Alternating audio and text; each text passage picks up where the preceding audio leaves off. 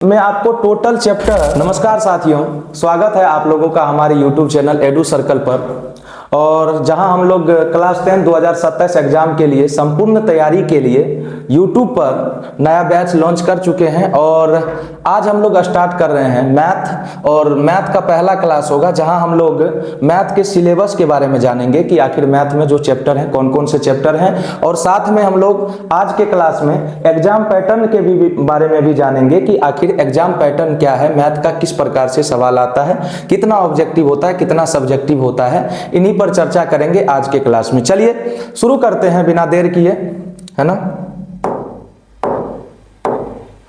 तो अगर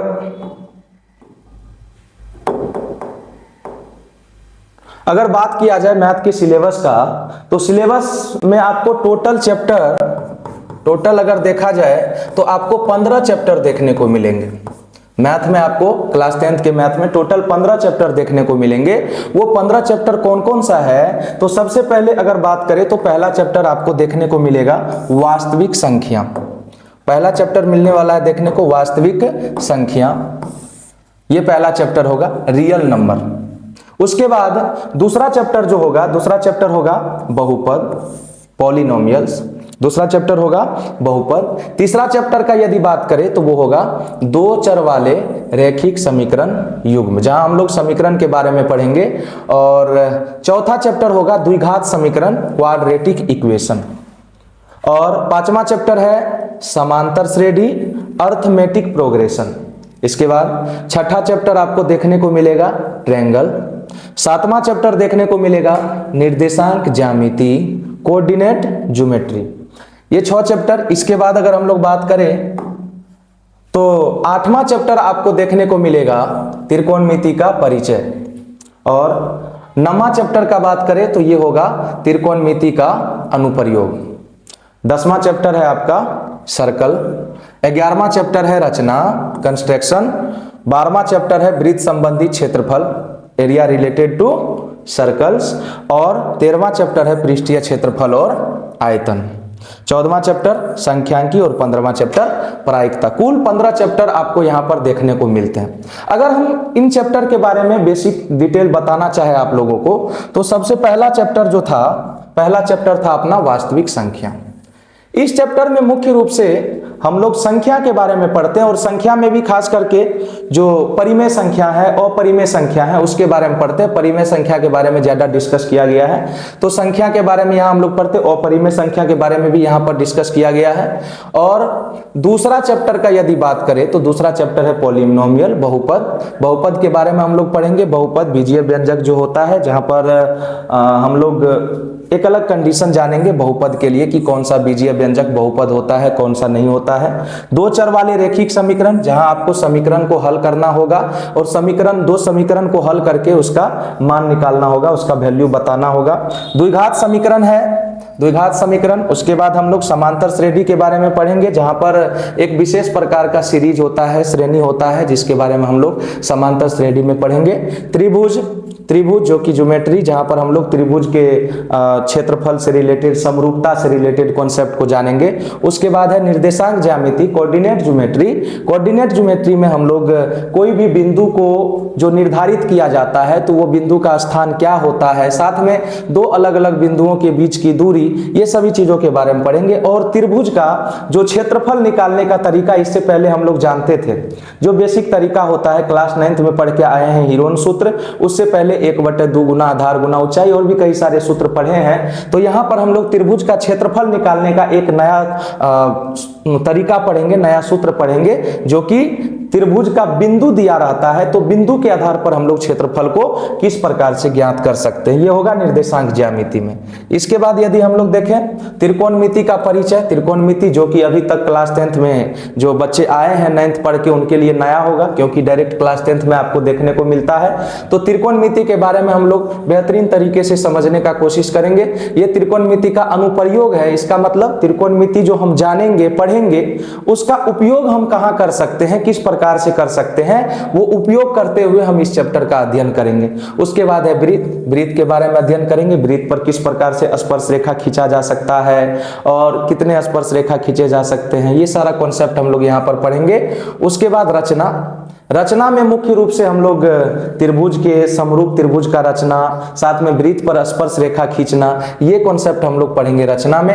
और 12वां चैप्टर आपको देखने को मिल रहा है वृत्त संबंधित क्षेत्रफल, जहां पर वृत्त से रिलेटेड जो कॉन्सेप्ट होगा, वृत्त से रिलेटेड जो क्षेत्रफल निकालते हैं, कई बार पूर्ण वृत्त का क्षेत्रफल, कई बार वृत्त के चतुर्थांश का क्षेत्रफल, कई बार हम लोग त्रिज्यखंड का क्षेत्रफल निकालते हैं। अलग अलग स्थिति में हम लोग वृत्त से संबंधित क्षेत्रफल निकालना सीखेंगे।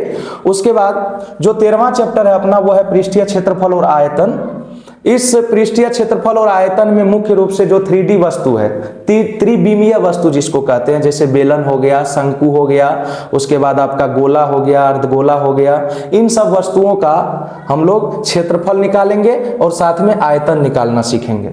ठीक है। और अगला चैप्टर का बात करें सांख्यिकी। सांख्यिकी मतलब जो डेटा होता है, जो हम लोगों का रिकॉर्ड होता है, यानी कि जो हम लोग संख्या किसी भी चीज का जो अलग अलग डेटा को कलेक्ट करके जमा करके रखते हैं, उसको किस प्रकार से हम लोग अलग अलग मैथमेटिक्स के द्वारा अलग अलग प्रकार से उस पर जो है कैलकुलेशन कर सकते हैं, वो हम लोग पढ़ेंगे सांख्यिकी में। प्रायिकता संभावना से जुड़ा ये चैप्टर आपको देखने को मिलेगा, जो कि बहुत इंपॉर्टेंट हो जाता है एग्जाम के लिए। यहाँ से बहुत सारे ऑब्जेक्टिव भी आपको देखने को मिलते हैं। तो ये कुल 15 चैप्टर हैं और इन 15 चैप्टर को हम लोग एक एक कॉन्सेप्ट समझने का कोशिश करेंगे और सब कुछ आपको बारीकी से बताया जाएगा।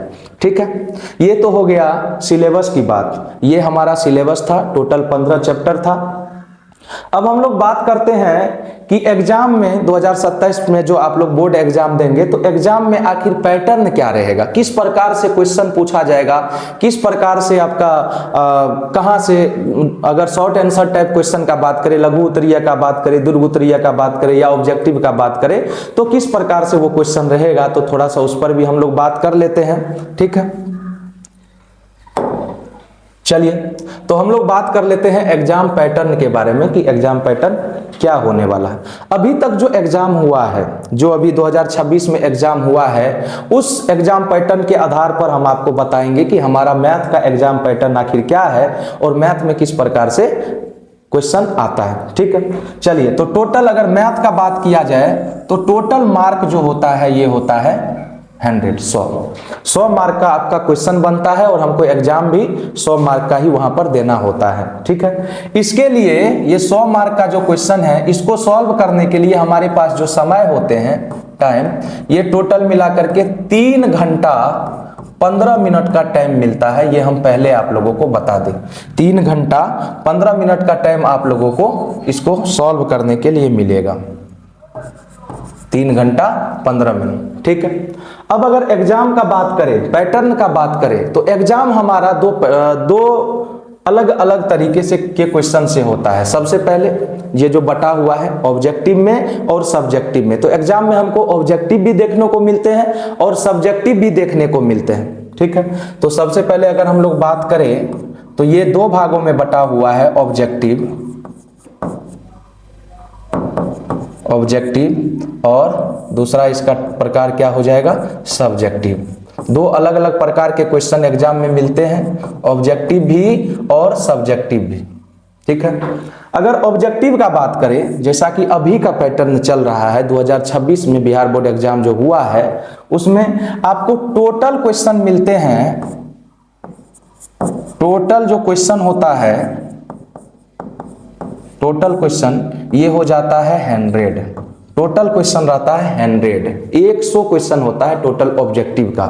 और इस 100 ऑब्जेक्टिव क्वेश्चन में हमें 100 नहीं बनाने हैं, हमें मात्र 50 ऑब्जेक्टिव क्वेश्चन बनाने, यानी हर एक क्वेश्चन पर आपको डबल ऑप्शन देखने को मिलेगा। तो इस 100 ऑब्जेक्टिव क्वेश्चन में से हमें बनाना कितना है, हम यहाँ पर ले लेते हैं, बनाना है मात्र कितना, 50 क्वेश्चन हमको सॉल्व करना है। यहां से सॉल्व करना है मात्र 50 क्वेश्चन, 50 ऑब्जेक्टिव। ठीक है। और इस 50 ऑब्जेक्टिव में सभी के लिए 1 नंबर होगा, तो टोटल अंक हो गया 50। ऑब्जेक्टिव में यदि हम लोग बात करें तो टोटल अंक आपका हो गया ऑब्जेक्टिव में 50। टोटल अंक ऑब्जेक्टिव से 50 मिल जाएगा आपको। क्लियर। इसके बाद यदि हम बात करें सब्जेक्टिव का, तो सब्जेक्टिव में 2 प्रकार के क्वेश्चन होते हैं, एक होते हैं लघु उत्तरीय, एक होते हैं दीर्घ उत्तरीय प्रश्न। तो लघु उत्तरीय प्रश्न का जो संख्या होता है, यहां पर अगर हम लोग बात करें पहला नंबर में लघु उत्तरीय प्रश्न का, लघु उत्तरीय प्रश्न का बात करें तो लघु उत्तरीय प्रश्न जो आपको देखने को मिलेगा, ये आपको मिलेगा लघु उत्तरीय प्रश्न। ये कुल मिलाकर के होता है, टोटल जो क्वेश्चन होगा, टोटल क्वेश्चन ये हो जाएगा 30 लघु उत्तरीय प्रश्न होते हैं। लेकिन आपको 30 के 30 नहीं बनाने, यहां भी डबल ऑप्शन है। 30 में से मात्र 15 क्वेश्चन आपको बनाने, जो 15 आपको बन रहा हो उसी 15 क्वेश्चन को यहां पर हम लोग सॉल्व करेंगे। टू सॉल्व का अगर बात किया जाए, सॉल्व टोटल मिलाकर के 15 क्वेश्चन आपको सॉल्व करना है और 15 क्वेश्चन पर आपको 2-2 अंक मिलेंगे, हर एक क्वेश्चन पर 2 अंक। तो 15 क्वेश्चन पर टोटल अंक हो गए आपके 30। तो यहां से सब्जेक्टिव में जो आपको 2 नंबर यानी लघु उत्तरीय प्रश्न मिलेंगे वो मिलेंगे 30, लेकिन बनाने उसमें से 15 और 15 पर 2-2 अंक मिलेंगे। आपको कुल अंक यहां से मिल जाएगा 30 और इधर ऑब्जेक्टिव में मिले थे 50। इसके बाद अगर हम लोग बात करें सब्जेक्टिव में दूसरा टाइप क्वेश्चन, तो वो हो जाएगा दीर्घ उत्तरीय प्रश्न।